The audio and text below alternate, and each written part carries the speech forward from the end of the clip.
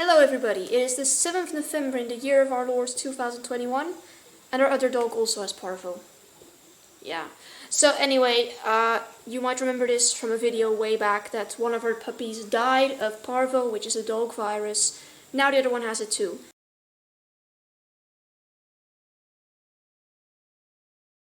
Yes, I know that these videos are coming out in a weird order.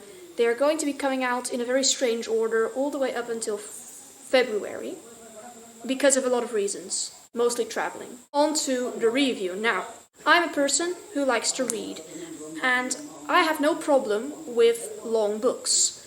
230,000 words? Sure, sign me up. You know, some stories take a lot of time to tell. However, it seems that authors in the fantasy genre have forgotten that sometimes short stories are okay too. Like, more and more, you're starting to see one book gets turned into a trilogy, and trilogies get turned into series. And that's exactly what happens with the Inheritance Cycle, book of which I reviewed the first book a while ago. Originally meant to be a trilogy, and then the author decided to turn it into a 5-part series, which is fine, that happens sometimes, except every single one of those 5 books also counts more than 1,000 pages, so they're still really long, and that is why it also took me so long to finally get through to this review. So, if you remember from the first book, Eragon became a rider and killed the shade Durza. Now he, of course, needs to train for his responsibilities, so he goes to the Elves, where he meets this guy who has a fancy nickname, the Cripple Who Is Whole, and whose name is Oramis, and there he trains. While there, his wounds that he got from book 1 becomes way worse, and I guess I could say the same thing about his crush on Arya, who is like literally a century older than he is. Like, she doesn't want him, he keeps on going after her, all very toxic. Anyway, this all brews together for a while, until the danger over at the Varden is so great that Eragon has to leave and go fight a battle against Galbatorix's troops. Meanwhile, Eragon's brother, did I say Roran just now? Who cares? Meanwhile, Eragon's brother, Roran, is taking care of the village in Carvajal, because there, the Razak are still looking for the egg, and they are still pestering Carvajal, and it's just all very nasty. And in the end, it all is so dangerous that he decides to leave to evacuate the village and to seek shelter elsewhere. One of the reasons this book was so long is because of the flowery prose. Now, I'm okay with description. I think it's great if the author wants to describe a scene for me. The thing is, sometimes it became too much, and eventually I just found myself skimming entire paragraphs just to get to the exciting parts. Another thing is that he uses a lot of similes, again, which is fine, but too much. He tries to describe everything by comparing it to something else, but sometimes it doesn't even make sense. For example, when he says that something is slow like ice creeping over granite. How does that help me visualize it? I don't know what ice creeping over granite looks like. Also, Paulini uses a lot of long words, which again is fine if that helps bring the meaning across better. The thing is, it doesn't. Like, words like cessation instead of murmur, and words like corpuscle, which I don't even remember what it means, they don't really help me to do anything. It's annoying to have to get your dictionary out all the while reading. There's also a lot of silliness in there. For some reason, he found it necessary to mention that elves don't have hair on their groin. Like, I don't really know why that scene was in there at all. During a stretching exercise, somebody bends over and touches his forehead to his toes. And I'm assuming he does this while keeping his legs straight, which is anatomically impossible. Arya keeps a pace with a dragon while running, and the dragon is flying. Arya wears leather, even though she's a vegan. And there are creatures called Shrug. And there is no U in there. There are no vowels in that word. How am I supposed to pronounce it? I have no idea. Lots of these little details didn't make any sense, and they just made me very confused about the world. On the moral side of things, Eldest has a very utilitarian worldview. That means that it basically is saying whatever works is the right thing to do. That's why Roran continually hurts others, because it helps him get closer to his noble goal. A good example is when Roran needs to get his village over a body of water. He can't pay the fee for the barges, and he can't tell the owner, Clovis, that he's going to be transporting humans and not animals, because else the man will back out. So Roran decides that they will pay the half of the price up front, and then when they arrive he will steal the boats so they don't have to pay the other half of the fee. When Clovis sees that Roran isn't going to be transporting animals but people, he understandably objects and says that he could get in huge trouble for this. Roran, that excellent model of good conduct, tells him that he is going to use these boats no matter what because he needs them to achieve his good goal. Remember, his goal, Roran's goal, to get the villagers to safety, is good. Therefore, anything he does to get to that goal, also good.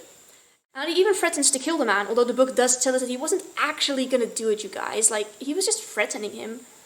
Then throughout the book, Clovis, the owner, is portrayed as the treacherous, deceiving one, even though it was Roran who set him up. Another drawback of utilitarianism is that it judges people's worth based on how useful they are. Once again, Roran displays his wonderful love for other people by wishing that an old man had died during the journey so he wouldn't have to deal with him when he gets a bit weird on a boat ride. The old man clearly has some problems up in his attic. I'll leave it for you to decide whether that's a good reason to wish he were dead. A more jarring example is Elva. Now this girl was blessed by Aragon in the first book, and he said that she should be shielded from harm. The thing is, he used the grammar wrong, and now she is a shield for harm, which means that when she feels other people's pain, she can feel other people's pain, and she has to help them or she'll suffer for it. Now, I'm just going to be quoting here. When Nasuada meets her for the first time, Elva knows exactly what to say to comfort her, and Nasuada loathed her for it. When she starts to feel sympathy for the child, it's apparently against her better judgment. Like, how is any of this Elva's fault? The poor child was cursed. Why is she being held responsible for a stupid mistake Aragon made? Another one. Nasuada sees Elva as a potent weapon if she were applied correctly, and as a blight on her honor. Like, I would like to point out that Elva is literally a baby who has had to grow up at a way faster rate so she can deal with other people's pain. Like, I get it, she's a blight on your honor, but like, she's a baby who is suffering. And then, let's see, we get this. Angela, she's even worse. She relishes the chance to study Elva, and not only that, but while discussing her future, she gets sidetracked by the word quagmire. She's literally just like, well, that's a lovely word, isn't it, quagmire? Like, can you not be quirky while discussing a cursed child's future, Angela? Please? It's not really funny or cute. So basically, once again, the book sees her usefulness, not her humanity.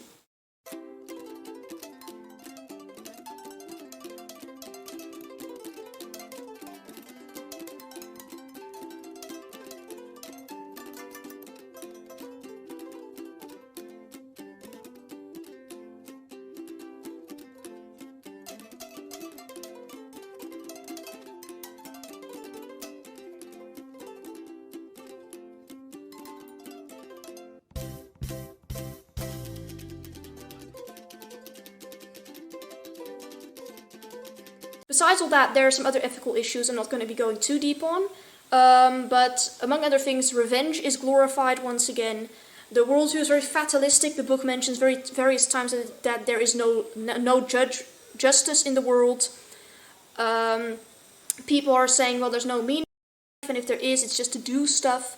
And Oromis says that using logic to arrive at answers is better than being wise, thus assuming that logic will always lead you to the right answer, which is not the case. The Varden are refugees in Surda by grace of the king there, and then the Varden start to misbehave because, they're people. But instead of doing something about it, their leader just uses it as a threat to get what she wants from the king of Surda. Another point, one man gets his chicken stolen, and then the thief only has to pay him way less than what the chickens were actually worth, and actually gets promoted to another job with better food to avoid him stealing again. Like, okay, cool, I'm gonna go steal some chickens if that's gonna get me a promotion. And lastly, elves don't participate in marriage, but they just take a partner for however long they want, which has been shown to be unhealthy for people. And I guess maybe that's different in this world, but putting it in a book for teenagers seems unwise to me.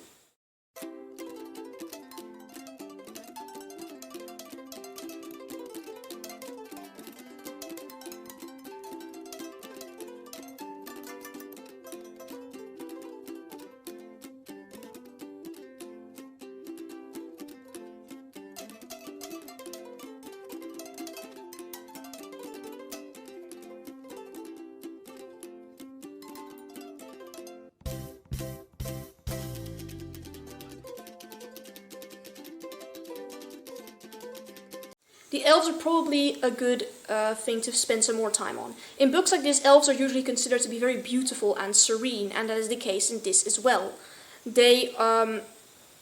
Paulini takes it up another notch by making them the perfect people, practically idolizing them. Now, this is a problem for various reasons. When Aragorn is miraculously healed, for example, he also gets turned into an elf, or at least gets turned very elf-like. Now, without his consent. When he wakes up, he says he's completely fine with it. Basically, what the book is saying here is it's fine to do something to someone without their consent if it's the good thing. After all, elves are perfect, so who would not want to be an elf? Therefore, it's okay to turn somebody into an elf without asking them first. Another thing is that this way, the elves' veganistic and atheistic beliefs are very much put up on a pedestal. There's literally just an entire chapter spent on discussing whether there's a god and making claims as to why God wouldn't exist, which I'm pretty sure is just a podium for Paulini, because all of these arguments are being used in our world today. In fact, the elves know a lot more about science than you would expect in a medieval world, and it just so happens that the science they know is perfect for debunking the idea that there is a god. So, lastly, the elves themselves believe they're better than everybody else, because, they're more scientifically developed, more stronger, they're more beautiful than everybody else, so why shouldn't they get a large head? And, this is very much seen in a scene where Aragorn tells Arya he's worried for her, that she's going to get hurt, and she reminds him that she is not one of his frail human females, which is like, okay, thank you. The magic system is actually pretty interesting. It revolves around language, but the language isn't the thing that causes the magic, it's kind of what harnesses it. But there are some contradictions with this. For example, on the one hand, language harnesses the magic. On the other hand, you can do magic without it.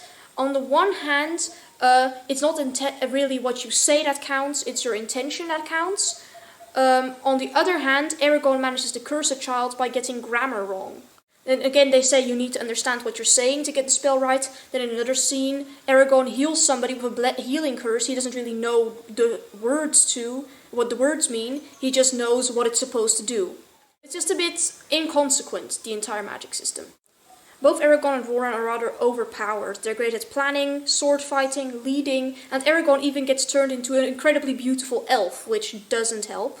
Aragorn in the beginning still has his old wound, but then after he learns to conquer the instincts of his flesh, aka just continue doing whatever he was doing even though his back feels like it's being broken, which is usually not a good thing to do, he gets healed in a very weird ceremony with naked dancing girls, and even his scar has disappeared, leaving him with basically no flaws. This once again fits in very well with the worldview that only those who are very useful in a very specific way other people want them to be should feel good about themselves. Strangely, after the old leader of the Varden dies, he gives Aragorn basically power over the entire Varden, and everybody just goes along with it and immediately trusts this 15-year-old boy with making incredibly difficult decisions. And Aragorn and Saphira, the dragon, who I haven't even mentioned yet, just completely go along with this, even distrusting the other leaders of the Varden, for no good reason, really. At one point, Aragorn describes someone as a wolf, and then sometime later, just a few paragraphs later actually, he says that the man strikes him as honorable. So it's like, what is he? Is he a wolf or is he honorable? Leaders really don't come up again later in the story, so why make such a big deal out of them being apparently being so untrustworthy? Now, all that being said, there is some good in the book. The final battle scene was still interesting and still had suspense because it actually felt like Aragorn might very well die or get hurt, which is, you need that for an action scene, this feeling of what's going to happen. There was also a plot twist during the final battle that I did not see coming, which I probably should have. You can laugh at me, it's fine, I probably should have noticed, but I didn't, and I'll chalk it up to my youth and naivete. I also enjoyed the magic gimmicks and the lessons a bit. But that's also about it. So yeah, Eldest was very depressing. It tells me that I'm only worth something if I'm useful. It also tells me there's no God and no hope in the world, and if someone wrongs you, all you can do is take revenge on them. So for those reasons, I will not be finishing this series. Thankfully, there are other fantasy books that I can still try, and I'll just go on to the next try.